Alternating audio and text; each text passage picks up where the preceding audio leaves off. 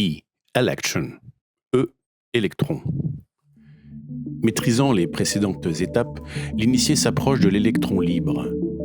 L'électron est à l'image du tout et du rien. Il est à l'origine de la lumière, il stabilise les atomes entre eux, créant les molécules. Il est à l'origine de tous les processus énergétiques, de l'électricité à la biochimie. Il est immortel et présent partout. Qu'il soit libre ou en cohésion, rien ne se crée sans lui. Sur un fond noir absolu, une sphère de polystyrène flotte au centre de l'image.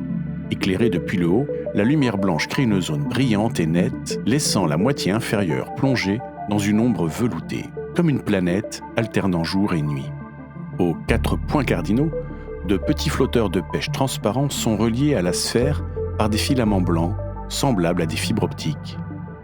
Ces électrons forment une croix lumineuse autour du noyau central, comme un système atomique figé dans un état contemplatif.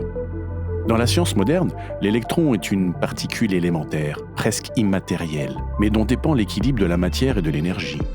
Ici, l'artiste transforme cette réalité physique en symbole spirituel. L'électron incarne la présence invisible qui fait tenir ensemble le monde, ce lien discret mais universel qui sous-tend l'existence.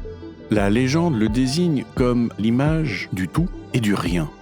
Le tout, c'est l'électron omniprésent. Il est dans chaque atome, dans chaque réaction chimique. Il est même la condition de la lumière et de la vie.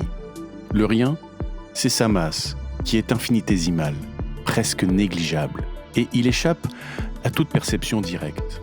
Ce double statut reflète une vérité initiatique. La puissance réelle n'est pas dans ce qui se montre, mais dans ce qui agit silencieusement. La boule de polystyrène n'est pas seulement un noyau atomique, elle est aussi planète, cellule, microcosme. Elle condense l'idée d'un centre autour duquel tout gravite.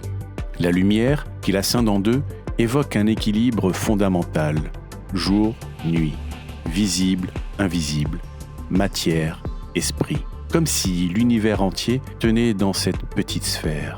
Disposés aux points cardinaux, reliés par des fils lumineux, les électrons deviennent plus que des particules. Ils sont des gardiens, des piliers d'un ordre invisible.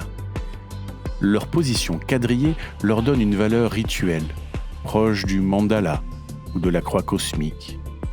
Ils rappellent que l'équilibre ne se maintient que dans la cohérence des forces.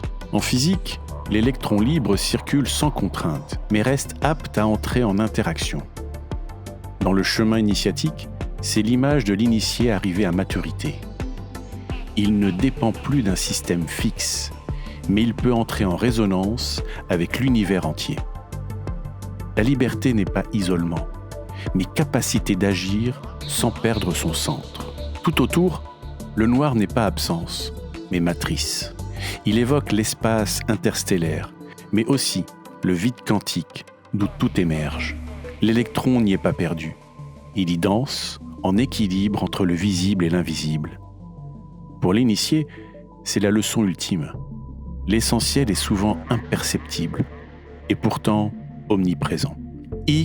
Election n'est pas seulement une évocation scientifique. C'est un pivot du récit initiatique.